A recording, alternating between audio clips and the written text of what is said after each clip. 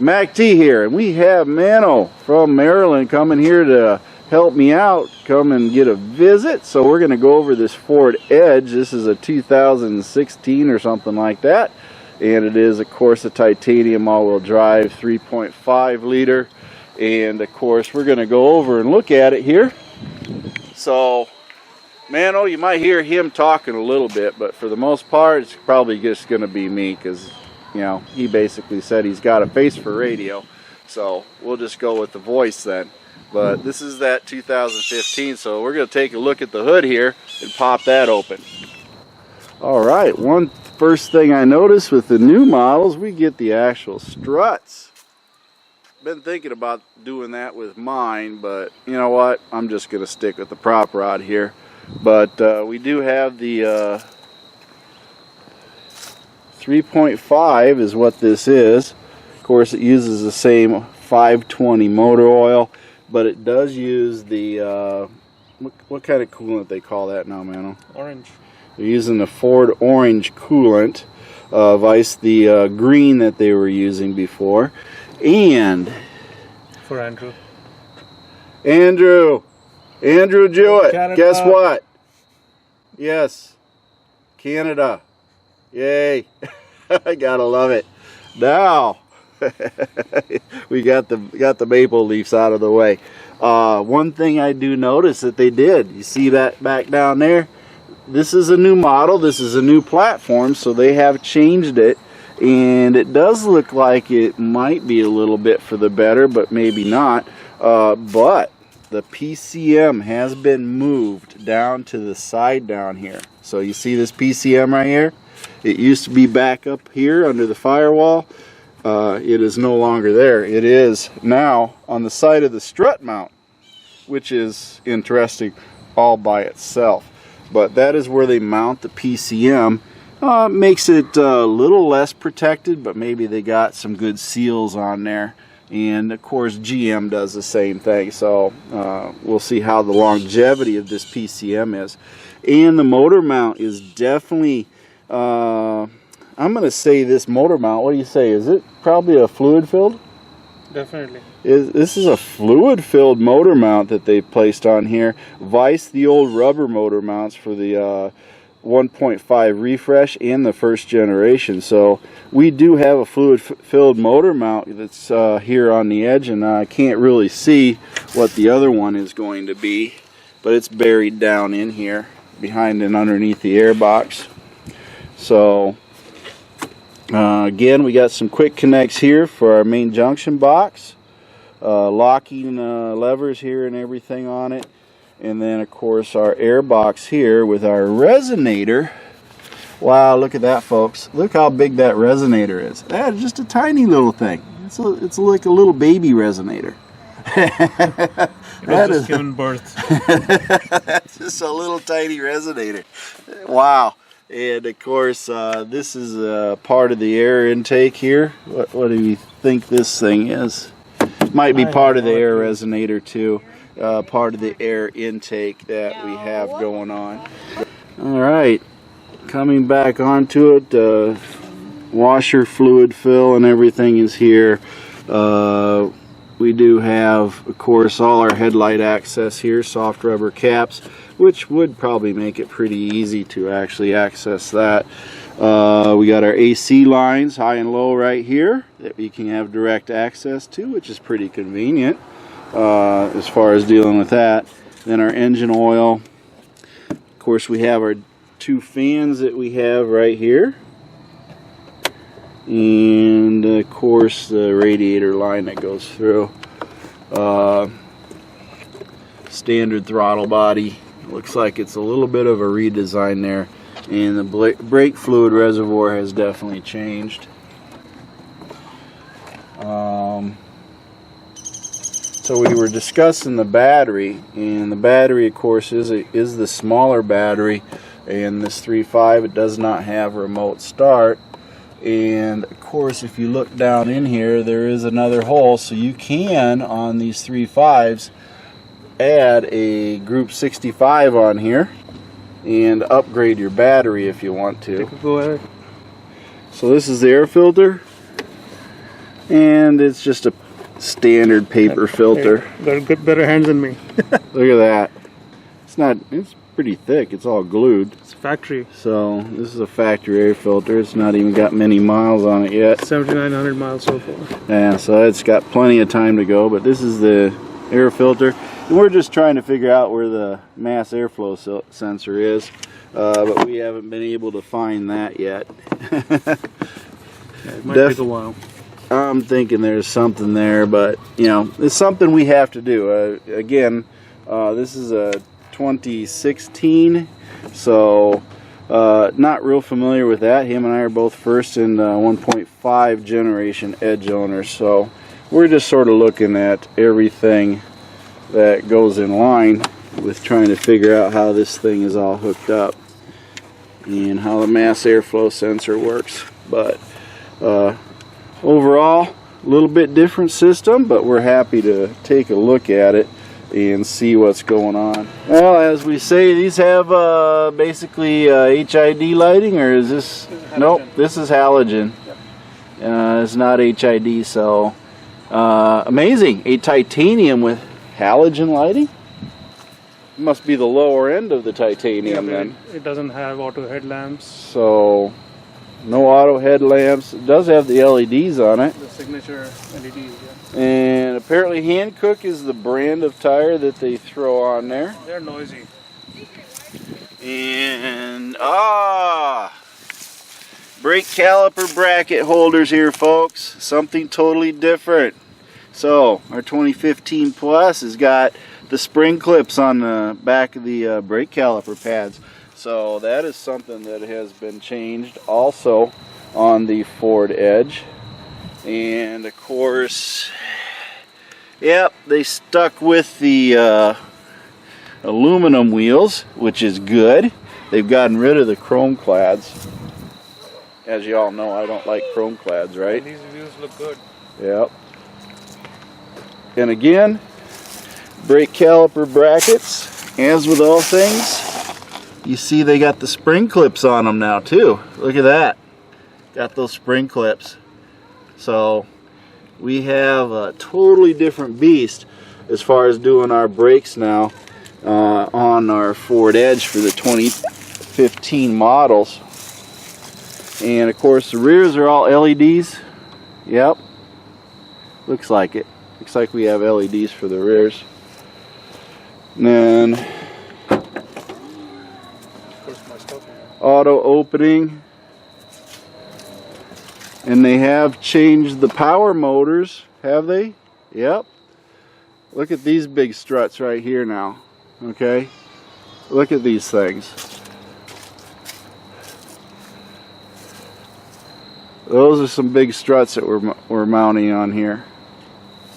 So by the time I realized that this was actually a power lift gate, it was a while. Let's just say I don't feel very bright after that. Where's the button for it then? For the power lift gate? Yeah. What do you want to do? I was going to shut it. I was looking for the button. Remote. Or, Oh. you can just push it down. Oh, there's the button.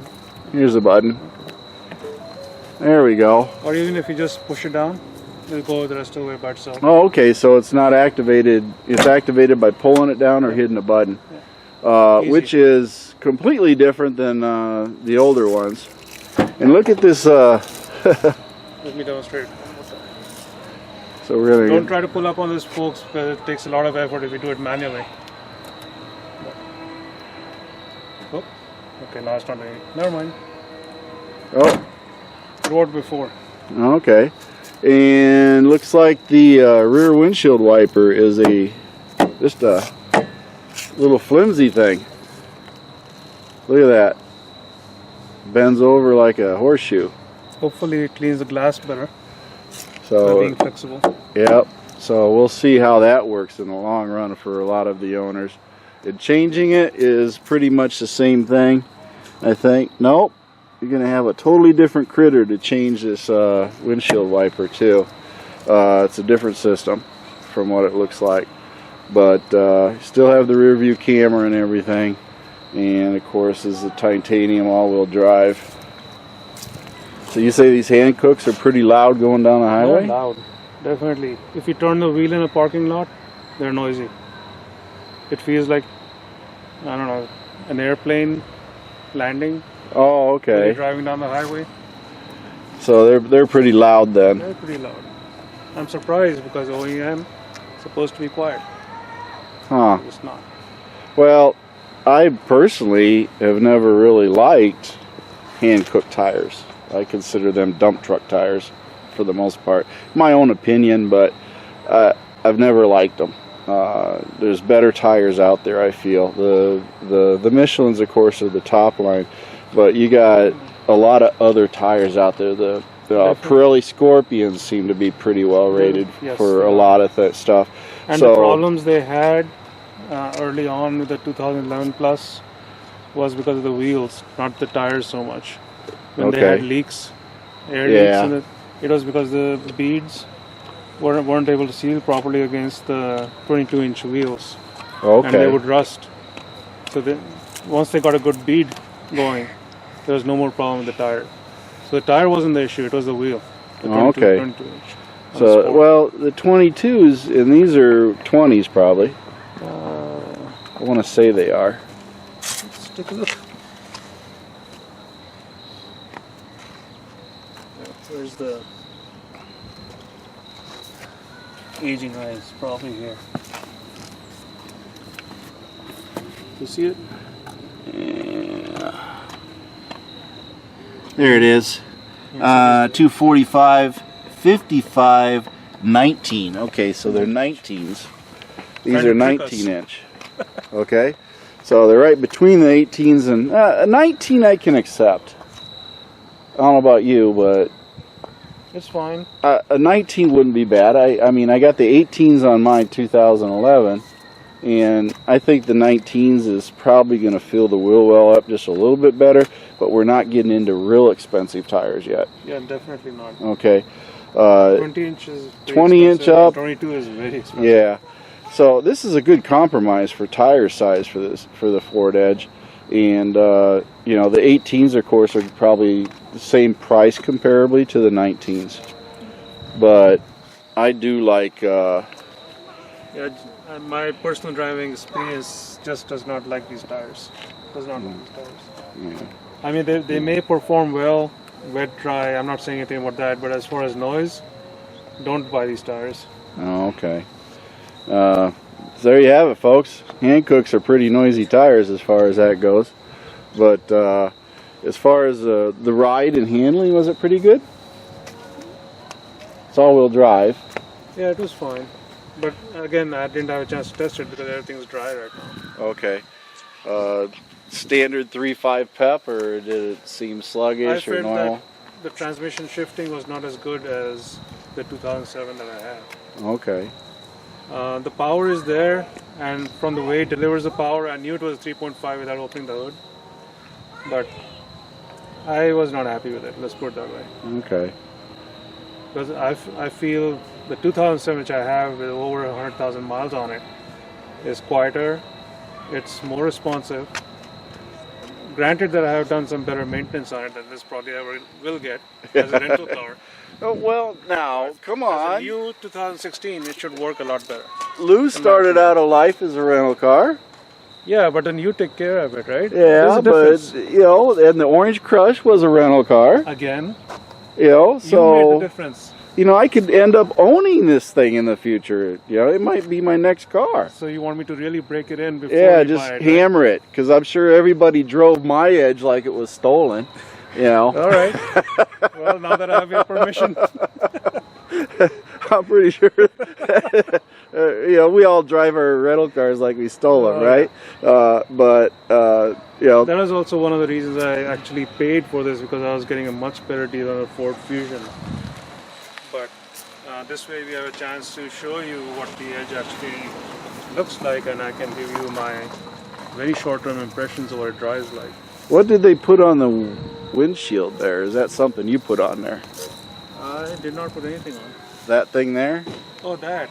That's part of the iPass, Easy Pass system. Oh, okay. So you lock it away when it's not in use. We just leave it open because you never know when you're going to hit a toll highway. Oh, yeah. You know, I forgot Illinois has tolls. Right. So, but anyway, you know, just to get a little bit of a view back here on it. I'll show you the interior. What? The interior. Oh, that's right. We haven't looked at the inside yet. And then, of course, the sill plate lights up. That's pretty nice. Everybody's after that. That's a pretty neat thing. Cigarette lighter is still in the same location along with this little cubby hole. And then, of course, the vents have got a design change. It's got the Sony radio, standard situation here. And then we got our standard readouts, button controls. Start. Push button start. So you push it in, that's basically accessory mode. Okay, and it won't start unless we push the brake pedal. Push the brake pedal down. So, which I'm sure you're already familiar with. So we got that, and of course we can just push the brake pedal down and give it a start.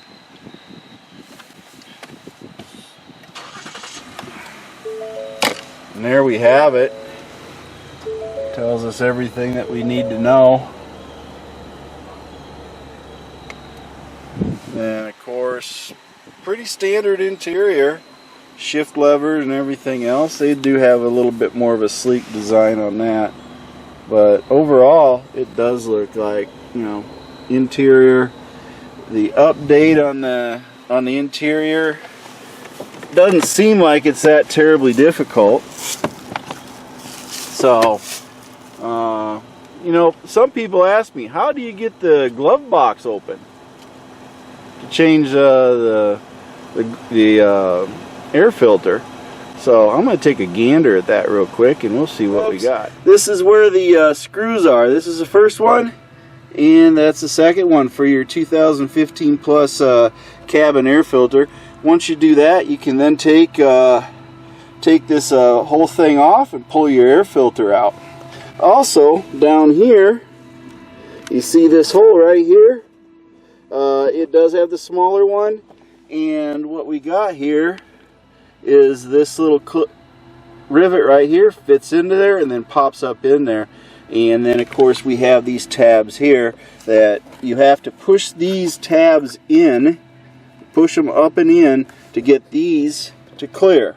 Okay, so when you go to pop it back in, it'll just pop right back in real easy. So it's not that difficult of a job to do it, but you do require tools to do this one. So what we're going to do is we're going to slide this one back up in here, and as you can see, you just take this, slide it up in that hole, and then slide it in and it clicks right in. Real simple process. And then, Mano, if you can show that light down here for me, right there.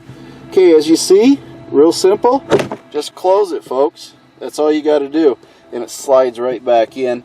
And then, of course, you can shut it, and you've changed your air filter in the interior cabin of your Ford Edge. A little shaky, I'm sorry, but we're just trying to see if we could explain it a little bit. Yeah, also you can see that you lose the door lock buttons anymore on the doors. They're just a hole there.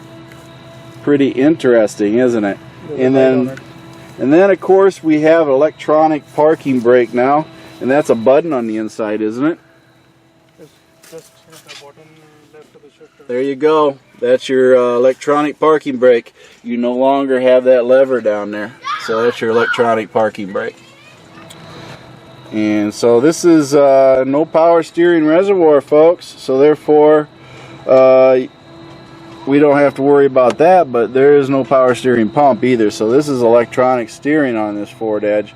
So again, goes away the changing of the power steering fluid, right?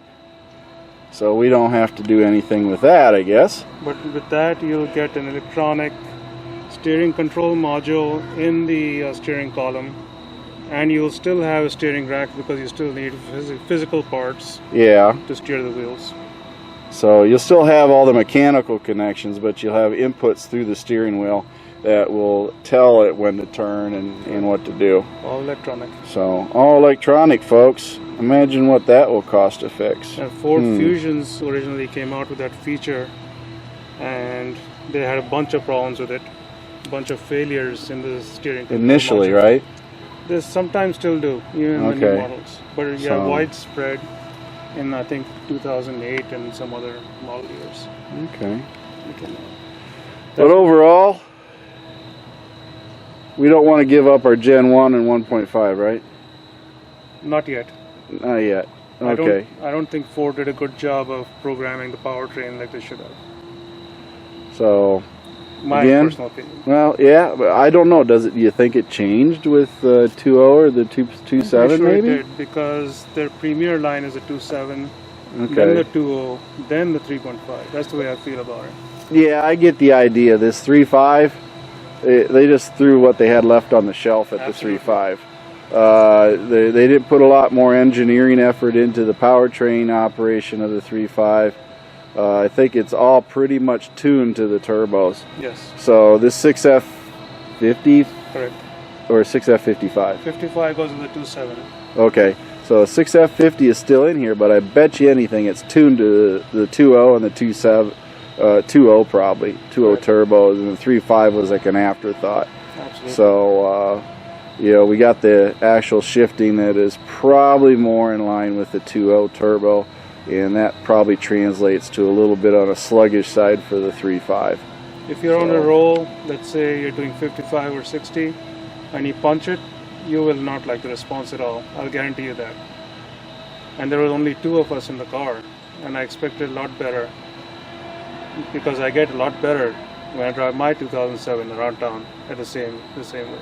Yeah, I like the punch on the 08 I had. Yes.